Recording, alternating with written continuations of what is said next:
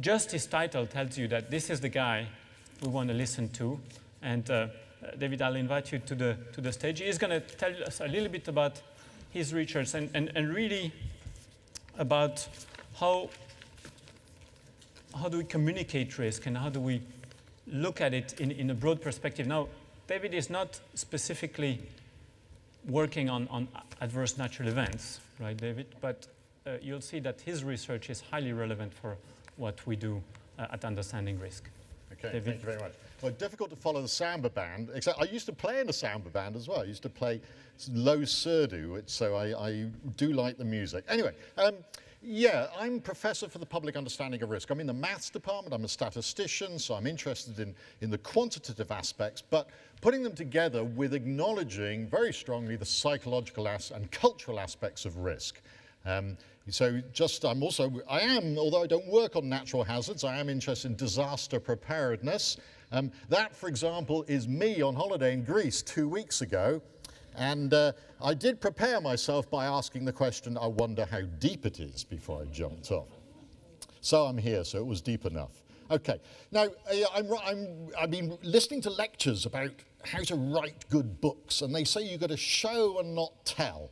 So I thought I've got to show what's going on in some risk research at the moment that puts together modelling and psychology. And amazingly, the issue of risk analysis this month is on exactly that topic, about hurricane forecasting. So here's some recent papers. These are just come out.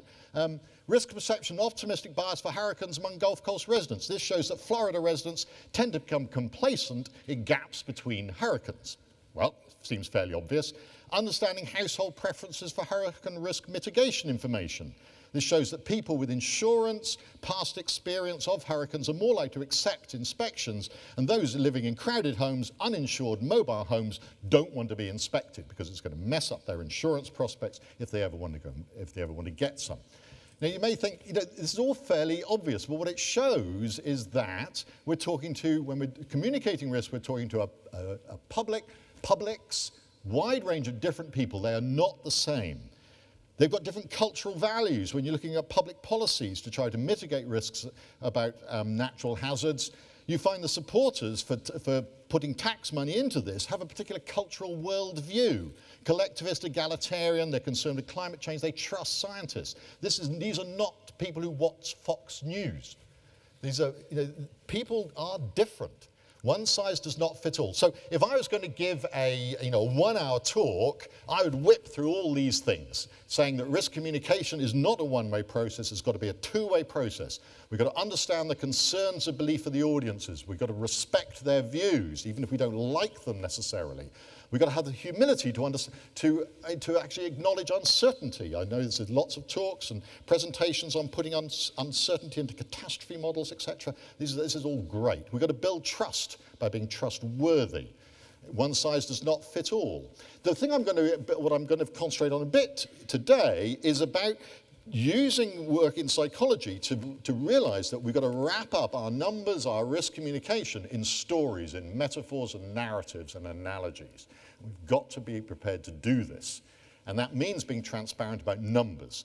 So one of the first things, if anyone looks at Danny Kahneman's work or anybody else, is about framing. Framing is important. So, for example, I was involved in DEFRA in the UK about their climate change risk communication, and they were really concerned is that when they produced maps like this in the past, showing this is almost the most likely outcome in 2080 under medium risk, for the hottest day of the year, this is at the 90% level, this is at the 10% level. So very nice idea of uncertainty about what's going to happen. What happens is the media pick on this one, just report that, and say, it could be as high as 10 degrees. We're all going to boil. And we're back to climate porn again, which is not good communication.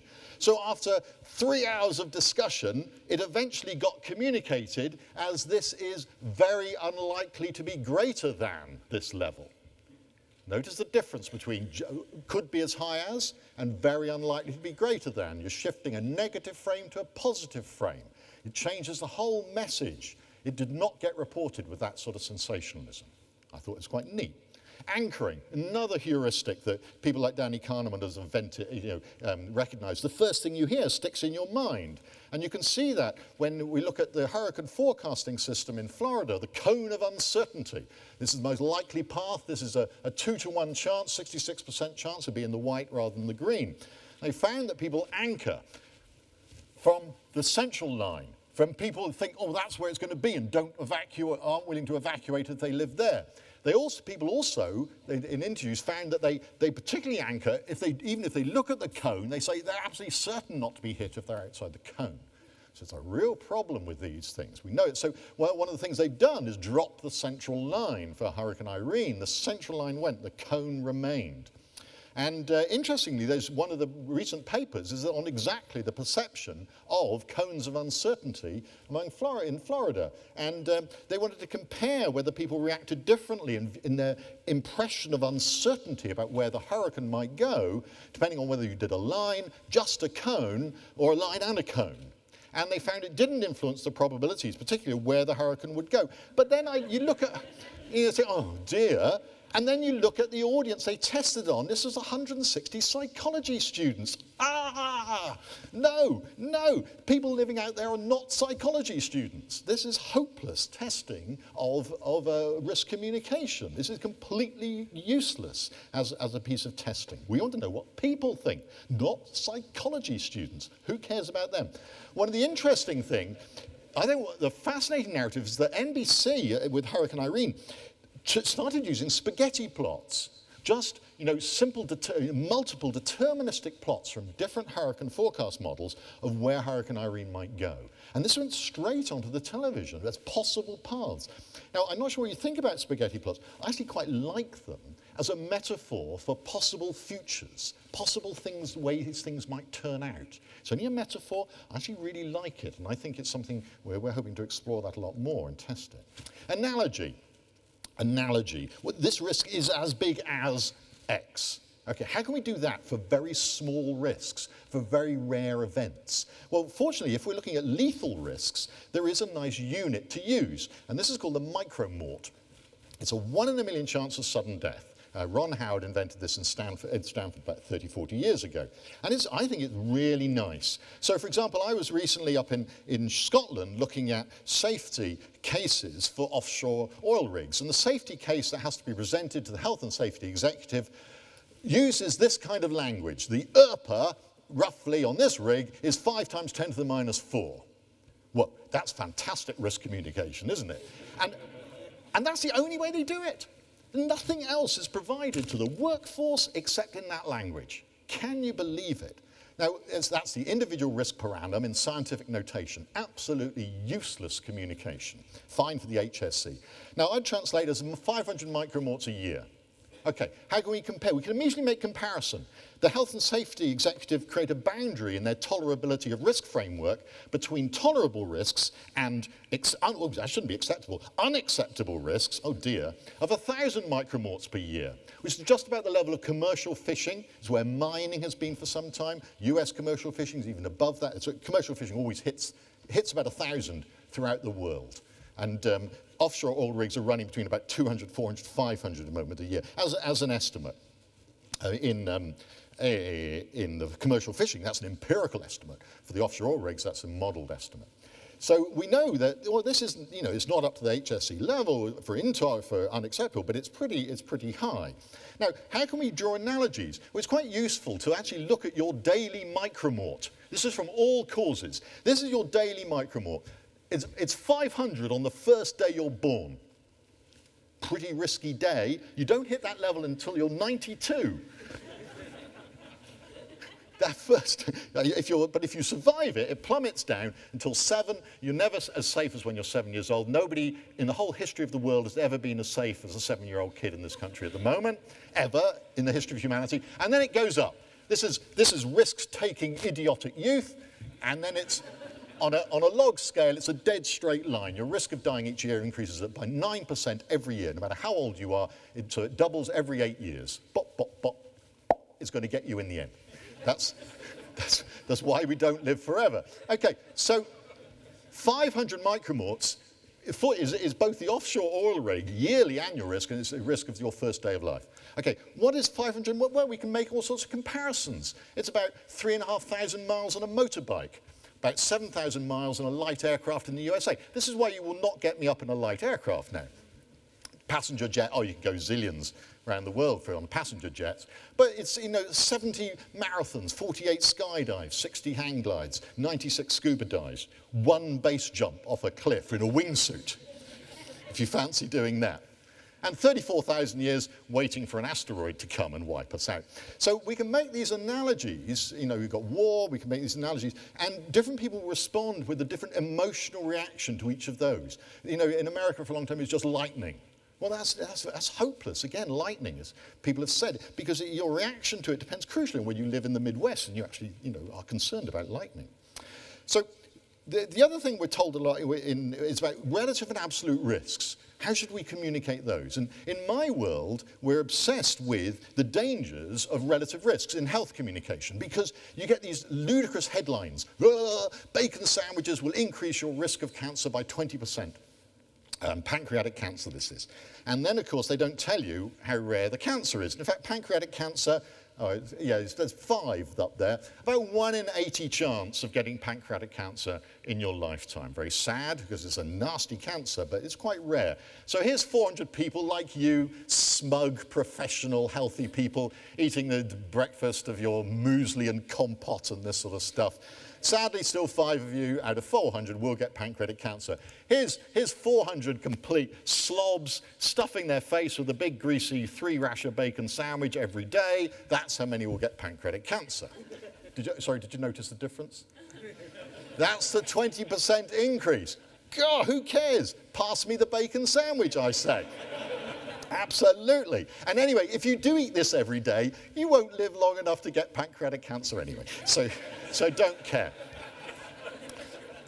So these ideas are taken very seriously. I was on the committee that drew up the new cancer screening leaflets for the UK. These are revolutionary. These are absolutely for bowel, cervix, and breast. Absolutely revolutionary because they're based on serious risk communication and respect for the audience. They're based on consider the offer of having screening. It presents the pros and cons. It doesn't recommend that you have screening.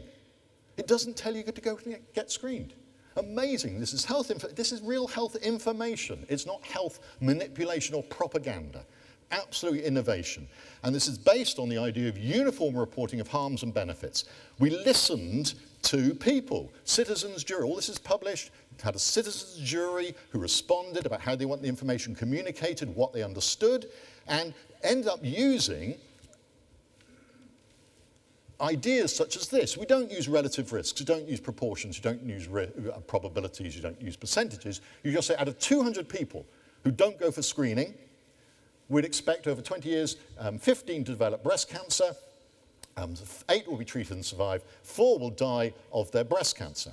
If 200 other people go for screening, same number develop breast cancer, 12 will be treated and survive, 80% survival, 3 will die early from the breast cancer, 1 fewer early death. However, there is another difference, is that 3 of these women who didn't go for screening will never know they had breast cancer. So that means these 3, if they go for screening, are being unnecessarily treated and diagnosed and treated. And those are over-treatment. That's the trade-off. For every 200 women, 3 completely unnecessary treated cancers for 1 early death prevented. There's 4,000 against 1,300 each year in this country. And what do you want to do? That's what the question, that's just is presented, that's the information. I think it's a real innovation because we'll see we don't know what the impact will be. We'll see what it is. So now I'm going to completely change my mind. So I've been told, oh, you've got to use absolute risks. But we're not talking about disasters. We're not talking about really low probability, high impact events. Then, if we're talking about L'Aquila, we're talking about a situation where, we could tell a long story about what was communicated there, in particular about the premature reassurance, but the crucial thing that was communicated was an absolute risk. It's a very low risk. Yes, it was a very low risk, but it might have been something like 100 times normal risk. And that relative risk, that increased relative risk, would normally have led people to react, or possibly have led them to react in a different way to how they did react. So the argument, I think, coming out of L'Aquila is to change it on your head. You cannot just use absolute risks when they're very rare. because people respond to small changes in very low risks. We all, we all stop at the side of the road. We might even wear a cycle helmet. We're certainly a bit careful when we drive. We might pause, just to take small precautions to make a very small risk even smaller. So when we're concerned with high impact events, relative risks start becoming important. We need both. Okay, so just to finish off, numbers. I love numbers. I'm a statistician. A lot of you are modelers. We produce numbers, and we try to use these to assess risks of future events. But we only model what we can and choose to model. All models are wrong. They're contingent. They're always based on judgment. They're always, in the end, constructed. And therefore, we need due humility when we're handling our models. And that humility can take the form of uncertainty in our FN curves or whatever, but certainly we need some humility. These are not the risks. We've got to acknowledge this. And a good example, of course, of bad risk communication in crises is whenever we get food crises. If you remember the bug in Germany that sadly killed a lot of people, there, the killer cucumbers from Spain were blamed, and there's the Spanish Minister of Agriculture frantically eating cucumbers to prove how. So she was right. It wasn't the cucumbers. It was the sprouting fenugreek seeds from Egypt. That came out 3 weeks later, and nobody remembers that. They just remember the cucumbers. Of course, in Britain, we were no better. In 1990, with the BSE crisis, our Minister of Agriculture was forced, didn't even eat the thing himself. He was force-feeding his 4-year-old daughter, Cordelia, a British beef burger. We think she's all right now. But actually, of course, British beef perhaps wasn't that safe. But he was reassuring us this was safe. But in fact, with modern forensic photographic analysis, we can actually see slightly beneath this, because this is not the bite mark of a 4-year-old girl. So, to conclude, numbers are great, risks are great, your models are great, but they're always part of stories. Risk is more than just numbers, so we need to understand and respect our audience. Okay, thank you very much indeed.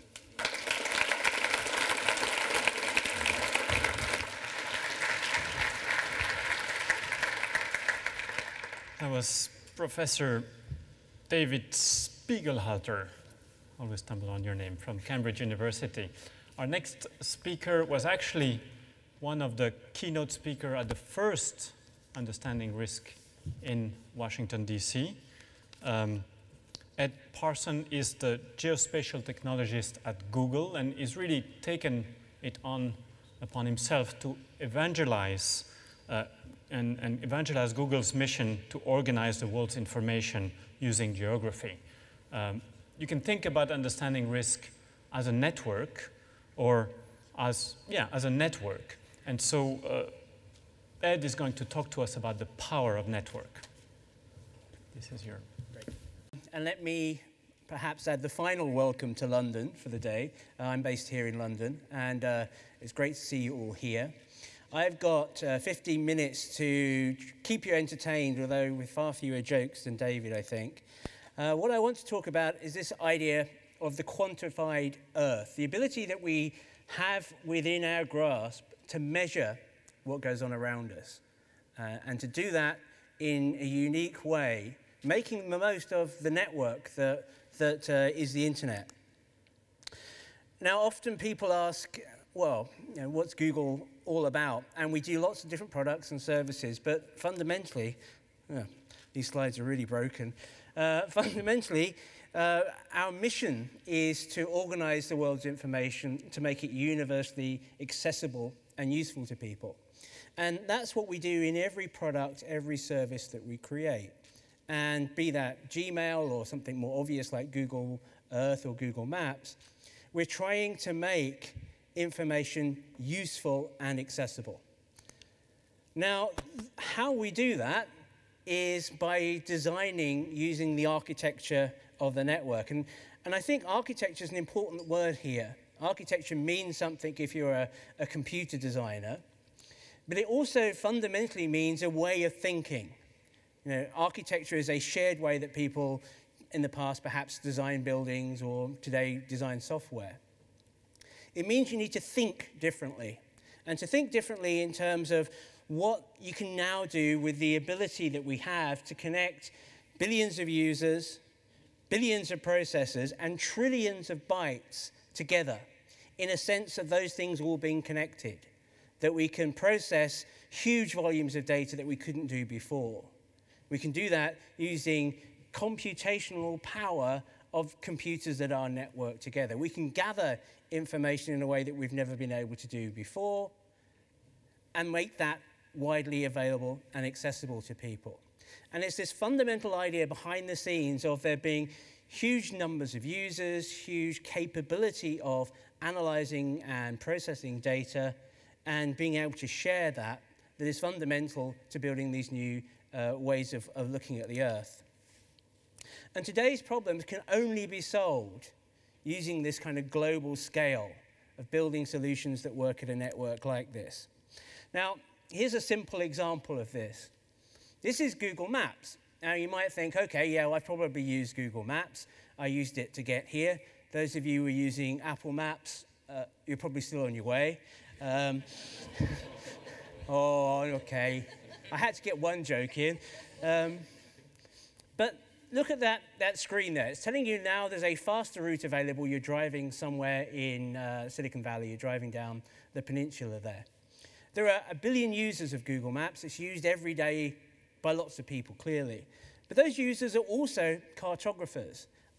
Identifying that there is a faster route is only possible because people are contributing their location, the speed that they are traveling, anonymously to the system, and then other users of the system are benefiting from that.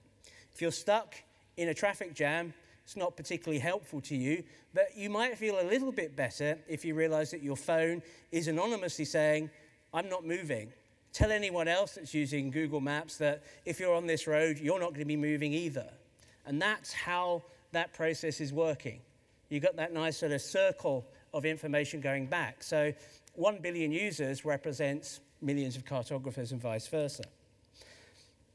All that information, for that to work at a global scale and to work everywhere on the planet, you need huge processing and storage capability. But that is coming. And it's not only Google that is capable of doing this. There are numerous providers out there that you can store large volumes of data and analyze that data. What's perhaps missing is the real insight in what we can do with this technology, with this capability.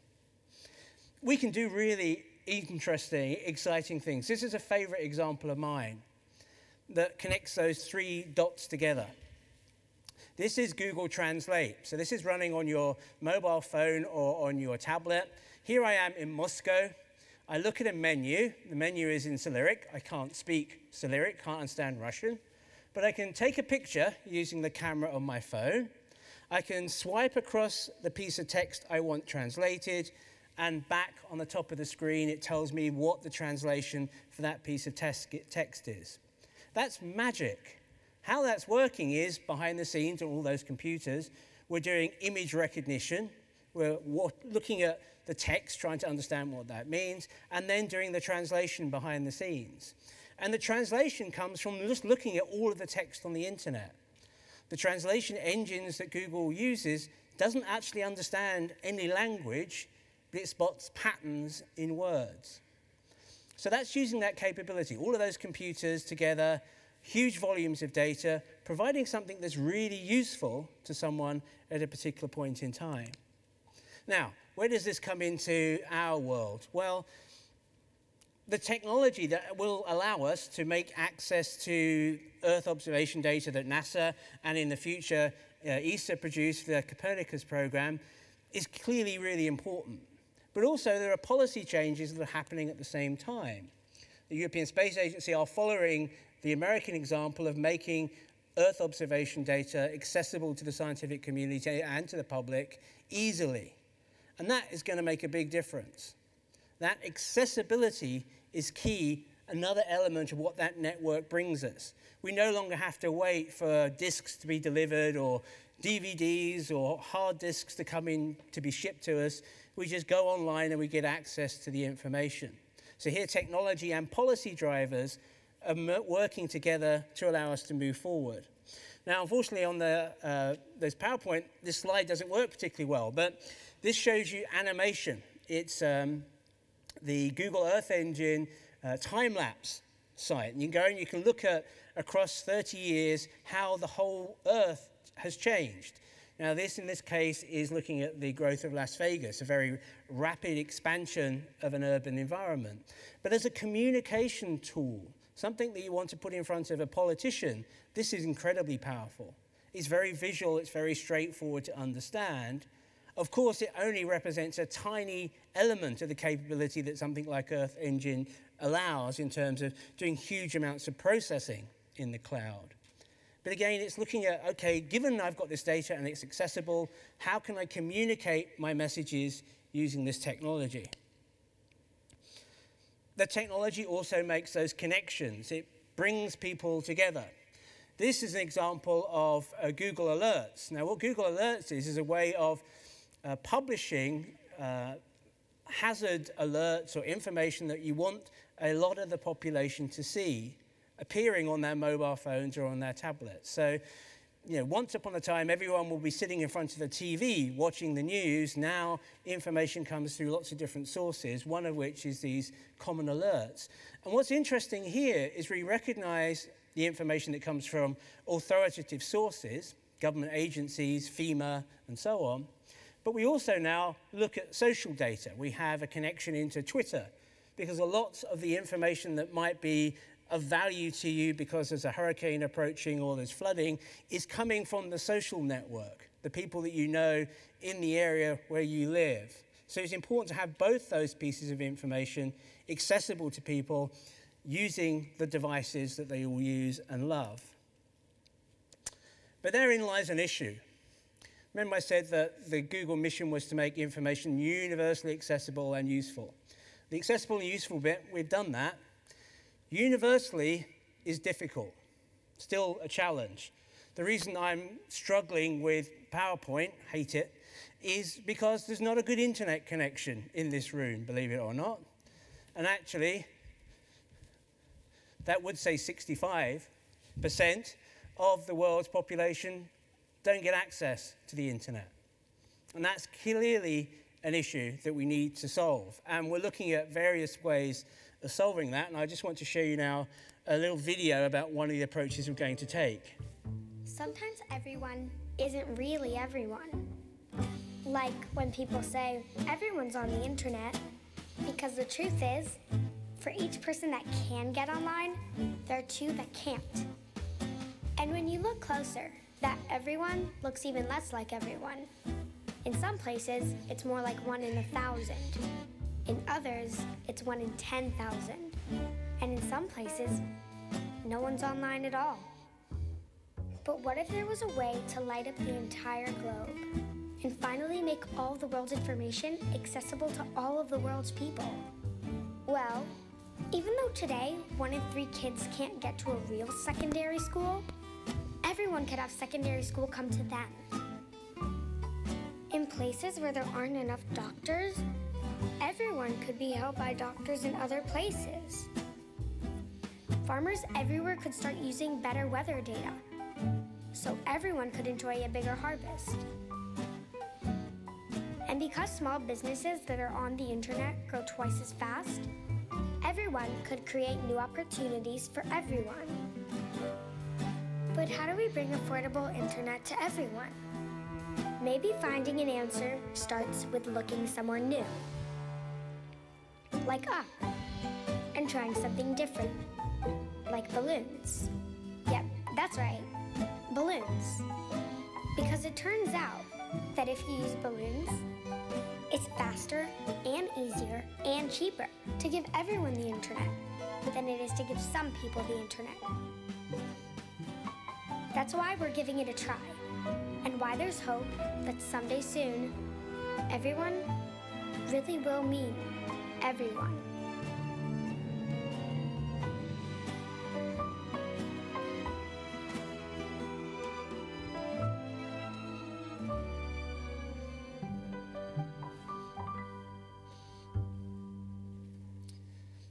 So remember I said thinking differently was important.